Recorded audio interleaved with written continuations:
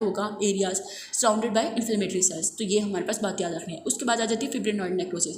अच्छा जी, ये नेक्रोसिस वो है, इसकी साइट ये है कि ये ब्लड वेसल्स के अंदर हुई होती है। अब इसके अंदर होता क्या है कि जब भी फिब्रिन लाइक मटेरियल किसी इंजरी की वजह से ब्लड वेसल्स के अंदर एक्यूमुलेट हो जाए तो उसको हम फिब्रिनॉइड नेक्रोसिस कहते हैं।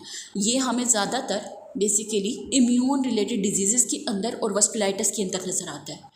इसकी साइट्स कौन सी हैं? ब्लड वेसल्स, मैंने आपको बता दिया। वस्कुलाइटिस के अंदर भी ब्लड वेसल्स के अंदर, और इम्यून कॉम्प्लेक्स डेपोजिशन, कोई ऑटो इम्यून डिजीज़ हो गया, कुछ इस टाइप की डिजीज़ हो गया जिसके अंदर हमारे एंटीबॉडी एंटीजन कॉम्प्लेक्स बनता है और वो जाके ब्लड वेसल्स के अंदर स्टोर हो जाए तो वो भी फिब्रिनॉइड नेक्रोसिस को स्टार्ट कर देता है। अब इसकी मॉर्फोलॉजी क्या होगी? बाहर से हम देखेंगे तो हमें नहीं पता चलेगा, क्योंकि ऑफकोर्स हमें पता है कि हम बाहर से ब्लड वेसल्स नहीं देख सकते, दैट्स वाई हमें इसकी माइक्रोस्कोपिकली स्टडी करनी पड़ेगी। तो एक वही कि हमें इसिनोफिलिया, यानी कि ये देखें ब्राइट बैंड यहाँ पे येलो उससे शो करवाया हुआ है कि बेसिकली जो हमारे पास है ना ब्लड वेसल्स की लेयर, ठीक है, इंटिमा बेसिकली होती है आई गेस, ठीक है, उसके अंदर मीडिया में या पता नहीं इंटिमा के अंदर तो ब्लड वेसल्स की, खैर ये आपने यहाँ पे लिखा नहीं हुआ तो आपने उसकी ये याद रखना कि ब्लड वेसल के अंदर ना एक प्रॉपर कॉलर सा यानी कि वाइड सा काफ़ी मतलब चौड़ा सा पिंक बैंड सा बन जाता है, जिसको हम क्या कहेंगे फिब्रिनॉइड बैंड कह रहे होते हैं फिब्रिन।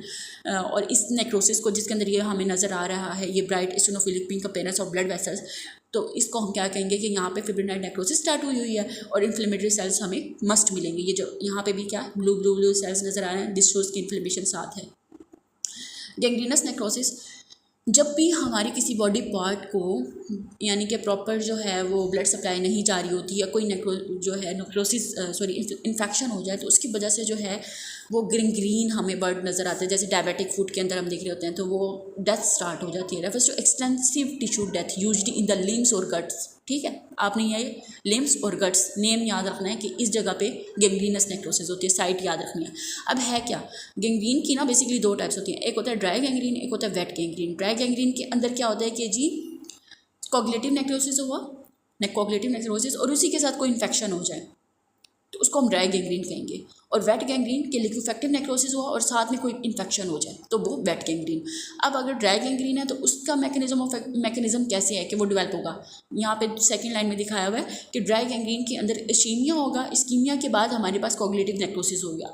और वेट गैंग्रीन का मैकेनिज्म बताया हुआ है कि इन्फेक्शन होगा हमारी बॉडी के अंदर और उसके बाद लिक्विफेक्शन और इन्फ्लेमेशन दोनों होगी। तो कॉजेज और साइट्स, ये कॉज एक या इस्कीमिया है या फिर इन्फेक्शन है, ठीक है। इस्कीमिया हमें डायबिटिक फूड के अंदर नजर आएगा और बैक्टीरियल इन्फेक्शन जैसे कि जिसकी वजह से वेट गैंग्रीन हो जाए। और इसके अलावा ट्रॉमा या फ्रॉस्ट बाइट भी इसकी जो है वो रीज़न हो सकती है।